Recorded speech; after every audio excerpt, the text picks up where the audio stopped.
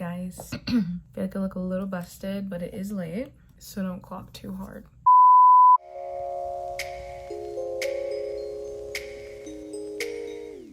Hi guys, welcome back to my channel. I will be sharing with you all my favorites from 2022, all my book favorites. So excited. Ever since I started my YouTube channel again, I have been dying to make this video, have a year full of favorites.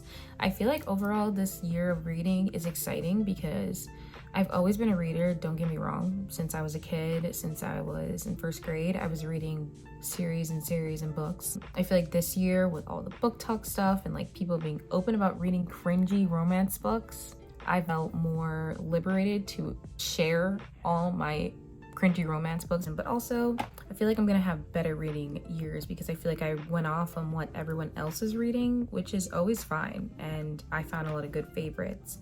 But I feel like I always find my favorite books when I just find a random book off a Kindle somewhere deep in midst of the Amazon store or wherever I can buy books from. And I always find my favorites by just randomly finding them. A lot of them will be books that I'm sure a lot of you have heard of, and some of them will be maybe slightly more niche. Let me stop talking and let's just get into the books. I will be kind of explaining them, but kind of not. Some of them I've already explained on my channel, so go ahead and watch those videos back from 2022, please. Let's start. I'll also be doing a separate video that's like my five-star reads, because some of these are not 5-star, but they're definitely my favorites from 2022. We got a big list. We have 1, 2, 3, 4, 5, 6, 7, 8, 9, 10, 11, 12. 12 to 13 books, and then I also have some honorary mention. So this is a 5-star read, specifically. This is Beach Read by Emily Henry. This talks about 2 different authors that write 2 different styles of books. The main girl, her name is January, and she writes romance novels, and the main guy, leading guy, he writes realistic fiction novels that are a lot more darker, dreary. When January's dad dies, she kind of changes her tune about romance, starts to actually develop a writer's block, but at the same time, Augustus has a writer's block as well, and they decide to switch genres to give themselves a challenge. The relationship between January and her dad honestly made me sob when I read this. I really love this book. I did not expect to make it a 5-star, but it really is a 5-star. The next book, I have raved about this book on my channel. This is The Summer of Broken Rules by K.L. Walter. This is about a girl whose sister dies, and it kind of ruins her last few years of high school. She isolates herself with her and her now ex-boyfriend, and her family travel to Martha's Vineyard, which is one of my favorite places I've ever visited. So if you love Martha's Vineyard, you'll love this book. So basically her and her family travel to Martha's Vineyard for her cousin's wedding, and basically while she deals with the fact that her sister isn't there, she has to rekindle all her friendships that she kind of pushed away while she was grieving. And then she also meets this new boy and they fall in love. It's really cute. It's a YA book. It's the only YA book I read in 2022. The way the author describes Martha's Vineyard in this book is so magical to read, and usually that part you wouldn't care about, but for me, I love the way she described it, and I love the characters, and I love the family, and I love how fun it is. Everyone to read this book. That was a 5 out of 5 stars for me too. This is The Soulmate Equation by Christina Lauren. I'm very much obsessed with Christina Lauren's writing this year. So we have this girl, and her name is Jessica, and she has a daughter, and her best friend go to the coffee shop every day to do work. At this coffee shop, they see this cute guy every single day that comes in. This guy, his name is River, and he happens to own this company that uses genes to link people together and find their soulmate. Jess and her best friend happen to get roped into this, and they end up getting their genes tested. Her and River actually become matches. It's their romance. It becomes fake dating. It's very cute. I'm obsessed with this book. Please read. It's very stupid in hindsight. Fake dating is all stupid, okay? We get it. That's the point, okay? That's what makes it good. Okay, the next 2 books I just have to share together. I have to put them together because you can't have one without the other. This is the Dreamland Billionaire series. This is The Fine Print and Terms and Conditions by Lauren Asher. Very good series. Would recommend to literally anyone who likes to read. This book is the first book in the series, and this is the second. It is basically a series that talks about three brothers who has lots and lots and lots and lots of money. And when their grandfather dies, he gives them 3 stipulations for them to get their shares that he owns. So in order for them to get their shares, they have to do whatever their grandfather told them to do. So in the first book, Rowan, he is told to take charge of Dreamland, which is basically Disneyland for books, Disneyland in a book. And he's supposed to take charge of Dreamland and basically figure out any problems that are wrong with it and take care of that. He's not very happy about it, but in the process, he meets this girl and her name is Zara. And it's kind of an enemies to lovers office romance vibe. This book honestly trumps fine print slightly, even though I love the fine print. This is terms and conditions. This is the oldest brother, and his stipulation was to basically get married and have a kid. That is not correct. The assistant Iris is trying to help him find a wife, and eventually she ends up stepping up to the plate and agrees to marry him and agrees to have a kid with him. So it's their romance. It's fake dating kind of. It's also like Grumpy Sunshine more often. This is also Grumpy Sunshine too. So if you like that trope, it's going to be in like both these books. Next book is Normal People by Sally Rooney. This book, if you've read this, it's very frustratingly beautiful at the same time. It's about 2 people who just honestly are so compatible in every way, but for some reason just can't communicate and can't work it out to save their life. It takes place over like 5 years or so. Literally has 0 quotation marks. So that was the first hump to get over. But this book is really good and fulfilling. If you love to read, I'd say this is something you should read, even if you hate it at the end, because even if you hate it, you can't tell me you don't think this is a genius. I'm sorry. Next is when I went through my Mariana Zapata phase. So Mariana Zapata, she has Big Daddy books. These 3 are all kind of Grumpy Sunshine, enemies to lovers vibe to them. They're very long, and something about Mariana Zapata, nothing happens. They don't get together. They don't admit their feelings until probably 90% of the book. So it's the slowest burn you have ever read, but it's so worth it.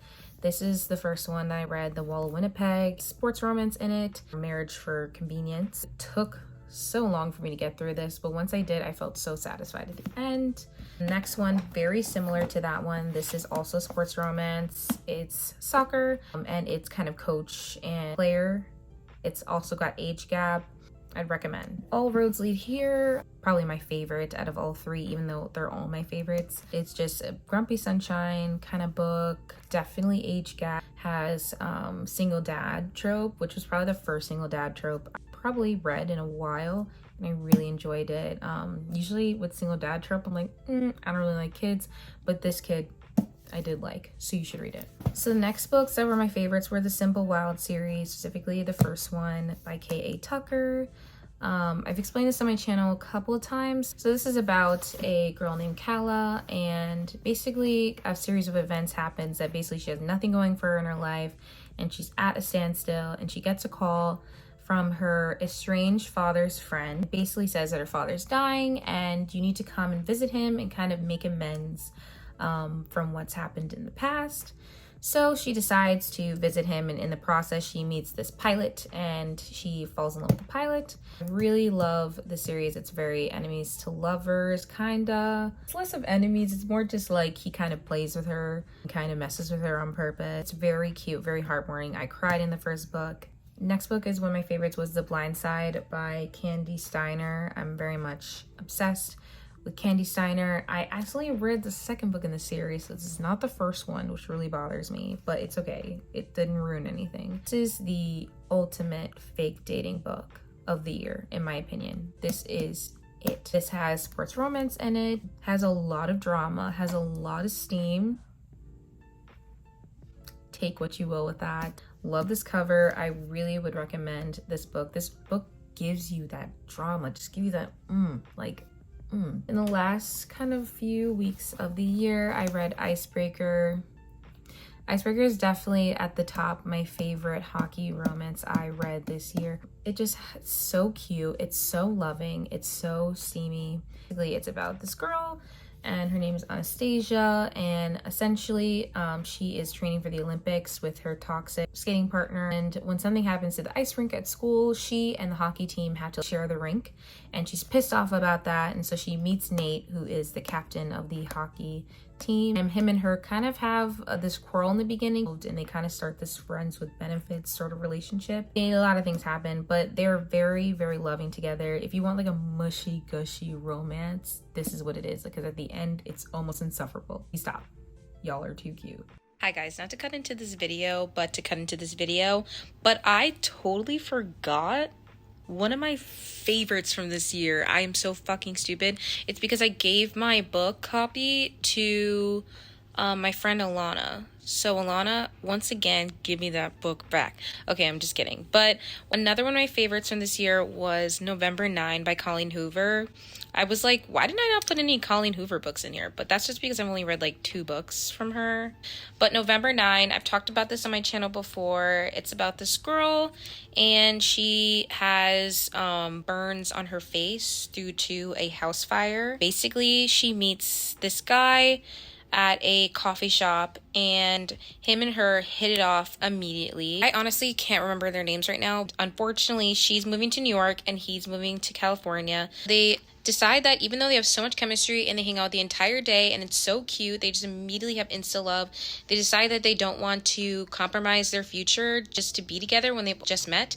So they decide that from the day on until they turn 23, because they're 18 right now, they will meet up. They will meet every day on the same day, which is November 9. So each chapter of the book is literally one day of each year. So there's like 5 or 6 chapters, and it gets crazy, y'all. It's a tiny bit predictable at the end, but I'm telling you, one of the days is like, oh shit. Like, it is very dramatic. I really loved it. It's one of my favorites.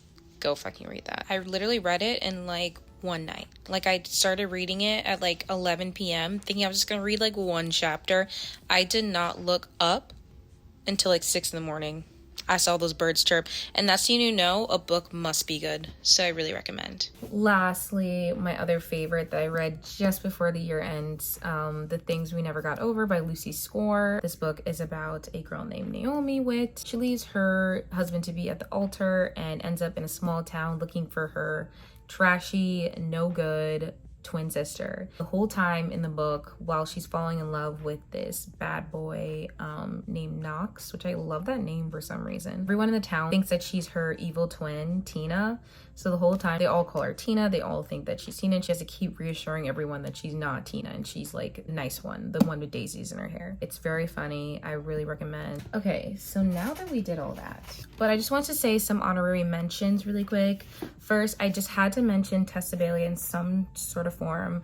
It Happened One Summer was one of the first books I read this year. Very, very cute, steamy. Tessa Bailey, one thing about her is no matter how cutesy the cover is, don't be fooled. This is adult business. This is steamy business. She's not fucking playing. And then lastly, I just want to talk about this new author that I've kind of got into. I don't know what number this is in the series, but again, I read it out of order. This is Heartless by Elsie Silver. This is a single dad trope on steroids. This is nanny, single dad, and also age gap. Yeah, this is one of the books that I'm like, again, I did not hate the kid in it. So if I hate the kid in the single dad trope, it's gonna be an immediate no for me. But I like the kid in it. He wasn't too annoying. Those were my favorites from 2022. Let me know which ones are your favorites. I just want to talk. I want a book club. That's what I really want. That's one of my dreams, is to have a book club where I have enough people to give a shit to come to the book club. Okay, that would be my dream. Please subscribe. Have a good rest of your day or night, and I love you. Bye.